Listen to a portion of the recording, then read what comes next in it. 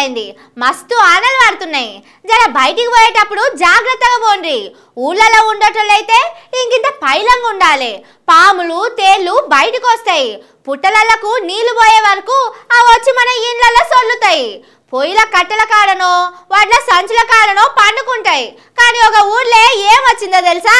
ఆనలు పడితే పాములు తేళ్లు పురుగు పుట్ర బయటకు వచ్చుడు చూస్తూనే ఉంటాం. పెద్ద పాములు కొండ శివలు కూడా బయటకు వస్తాయి.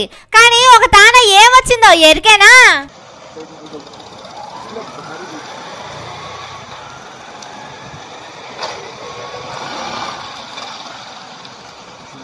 पवन कडे येते. पवन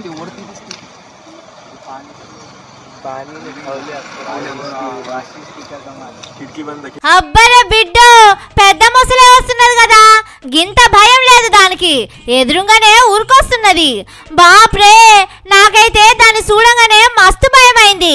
అక్కడ ఆటోలా పక్కపొంటి బండిలా ఈ కార్లో ఉన్న వాళ్ళకు భయమే లేదు.